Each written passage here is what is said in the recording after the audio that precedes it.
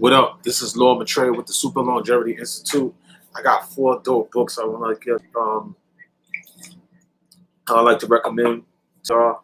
I don't like to just sit up here and just spew knowledge. I like for you to go and take charge of your own information. Go out and read. I just like to, inspire you to go do your own research. You know what I'm saying? A lot of people could stand up here and just tell y'all, spoon feed y'all all this information. But I'm the type of person, like, I went and got it. If I want to know something, I just go to the library or I go to Amazon, I go get that info. You know what I'm saying? And the name of this episode is Cyber Consciousness and Robots. The first book I want to introduce you to is called Introducing Consciousness. Okay? This is an introduction of consciousness. It's a very good book. We don't really have a hold on what consciousness is, how it functions. So this is about a bunch of different theories into the subject. It's basically the relationship between mind and matter. How does something like the mind, which is immaterial, affect matter, which is material? The relationship between mind and matter.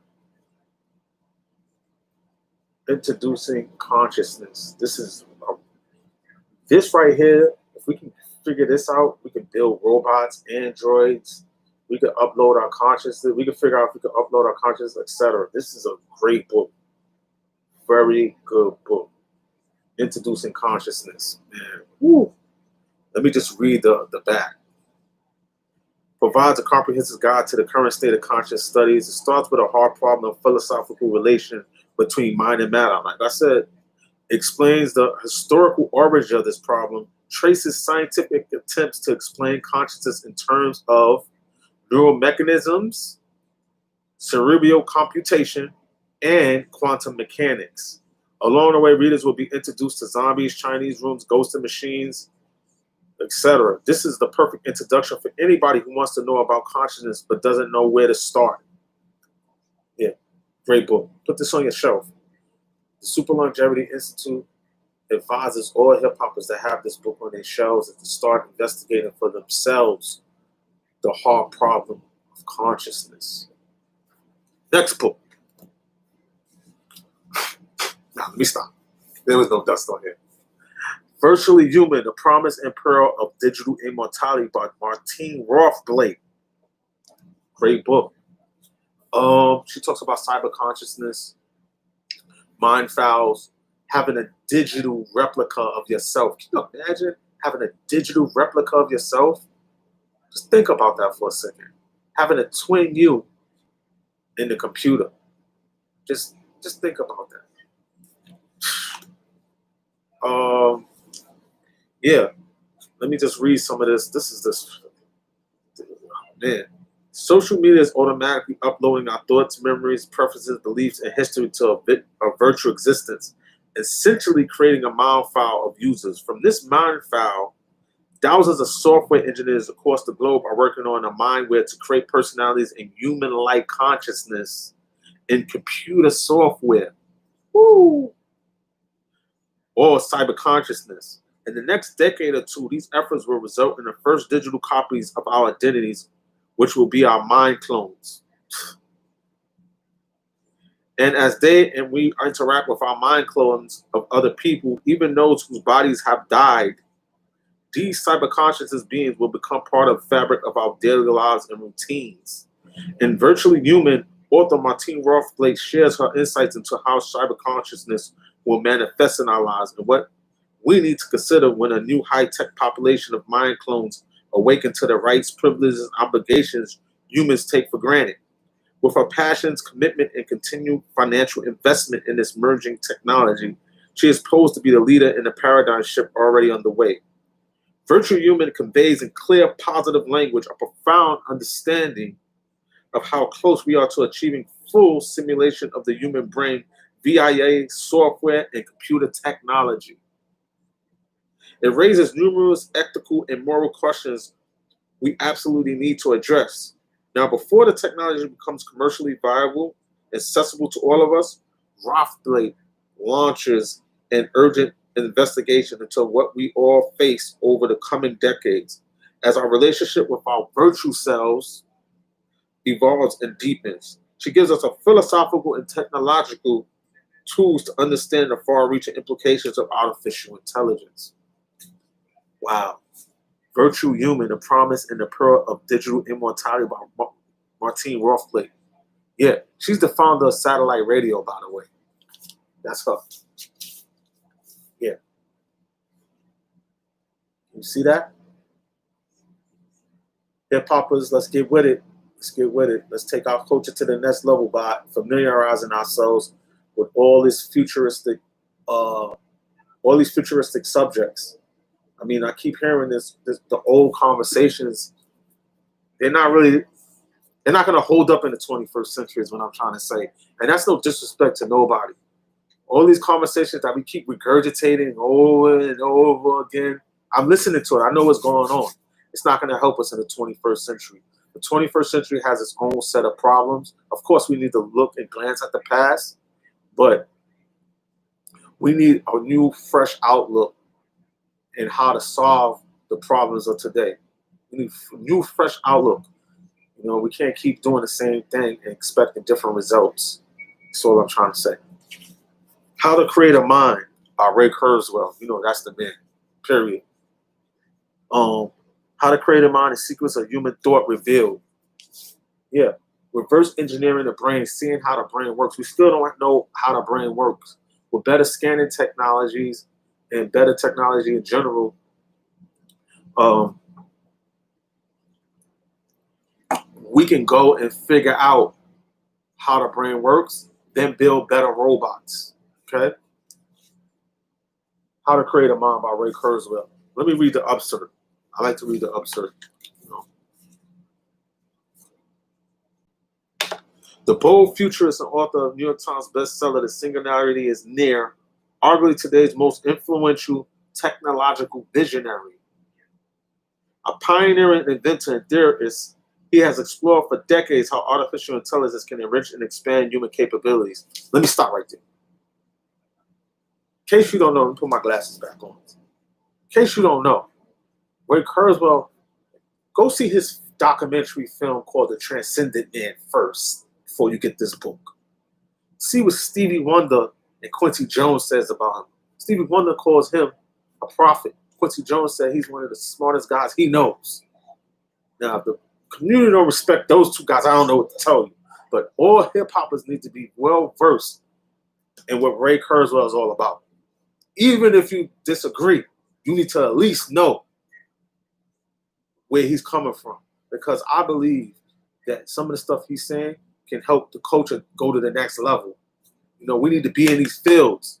We need to have hip-hoppers who are futurists, not just thugs and street rappers. I mean, our culture's grown now. We don't, enough respect to them. Some of them did add to the culture, but we need we need to diversify. Hip-hop needs to diversify. Okay? Get back to my reading. Now, in much anticipated How to Create a Mind, he takes this exploration to the next step, reverse engineering the brain to understand precisely how it works, then applying that knowledge to create vastly intelligent machines. Drawing on the most recent neuroscience research, his own research inventions in artificial intelligence, compelling thought experiments, he describes his new theory of how neurocortex, the thinking part of the brain, works as self-organized and hierarchical system of pattern recognizers. Kurzweil knows how these insights will enable us to greatly extend the powers of our own mind and provide a roadmap for the creation of super intelligence. Humankind's most exciting next venture. We are now at the dawn of an era of radical possibilities in which merging of technology will enable us to effectively address the world's grand challenges.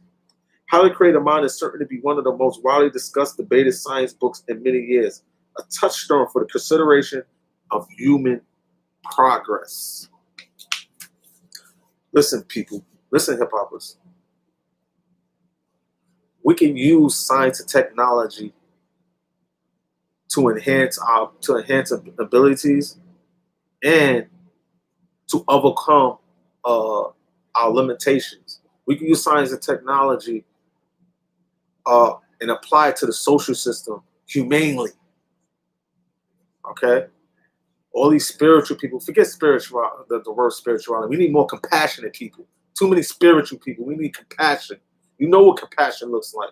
Spirituality, everybody got their own twist on what that is. Anyway, moving right along. Martin Ford, The Rise of the Robots, Technology and the Threat of Jobless Future. Yeah, capitalism, your time is up, buddy. Your time is up. I mean, it's not capitalism is not an eternal principle. It will live and it will die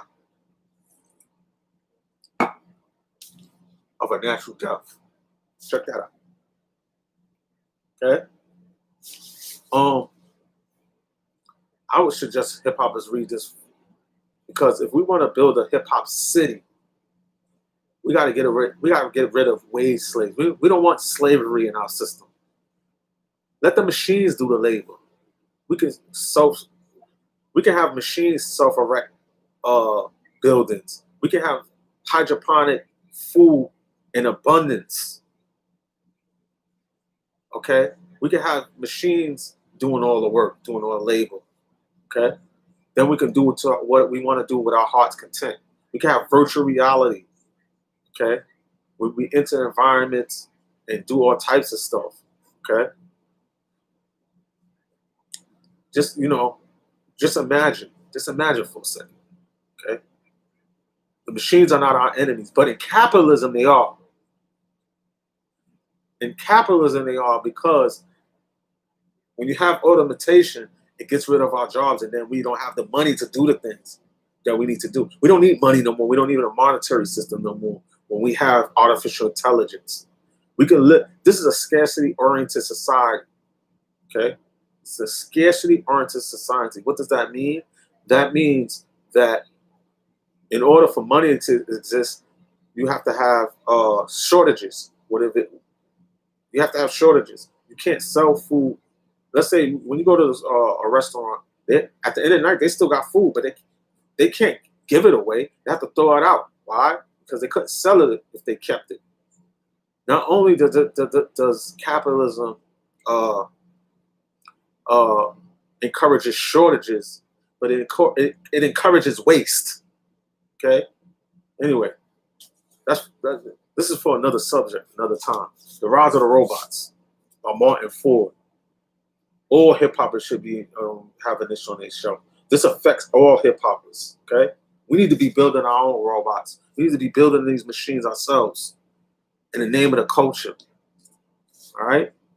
Let's take the culture to the next level. Super Longevity Institute. Law of Betrayal. Let me read the insert. What are jobs of the future? How many will there be? And who will have them? Who might imagine and hope that today's industrial revolution will unfold like the last?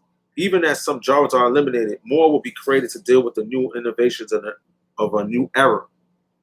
In The Rise of the Robot, Silicon Valley entrepreneur Martin Ford argues this is absolutely not the case. As technology continues to accelerate, machines begin taking care of themselves. Fewer people will be necessary. Artificial intelligence is already well on its way to making good jobs obsolete. Many paralegals, journalists, office workers, and even computer programs are supposed to be replaced by robots and smart software. Most of your jobs will be turned into software. Let's put the automation to the side. You know what I'm saying? Anyway, as progress continues, blue and white collar jobs alike will evaporate, squeezing working and middle class family even further. This is why they're talking about a universal basic income, because they know that this is coming. They know that these technologies are coming, and the technological progress is outpacing our social progress. As progress continues, blue and white collar jobs alike will evaporate, squeezing working and middle class families even further. At the same time, households are under assault from exploding costs, especially from the two major industries, education and healthcare, that so far have not been transformed by information technology. The result could well be massive unemployment and inequality, as well as the implosion of the consumer economy itself. The rise of the robots. 4 details what machine intelligence robotics can accomplish, implores employees and scholars, policymakers alike to face the implications. The past solutions to technological disruption, especially more training and education, aren't going to work. And we must decide now whether the future will see broad-based prosperity and or catastrophic levels of inequality and economic insecurity. Rise of the Robots is a central reading for anyone who wants to understand what accelerating technology means for their own economic projects, not to mention those of their children, as well as for society as a whole. Martin Ford, The Rise of the Robots.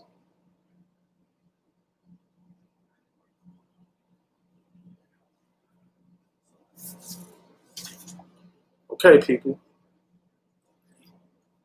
You're going to take the people who watch this, the hip hoppers, and the other people who are not hip hoppers. We don't disqualify them either. They're included. They're welcome also. We want to empower you to go and do your own research and get your own information.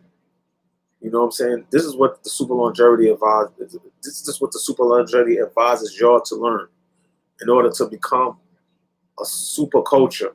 Okay, that's technologically advanced and compassionate people. I want to inspire you to go and get these books. Books are they're not expensive. You know what I'm saying? I don't see, I see a lot of people talking and talking and talking on it, but most of y'all not showing people what books are you reading to even get these the information you're spewing all over the internet. We must empower. I don't want to spoon feed people information all day. I want to empower y'all to go and out, get your own information, do your own research. Then maybe you can come back here and comment and maybe tell me some stuff that you're reading that I need to know.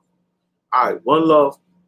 Press the like button, press the notification button, comment, and share this video. It helps the channel to grow. Single I salute. One love.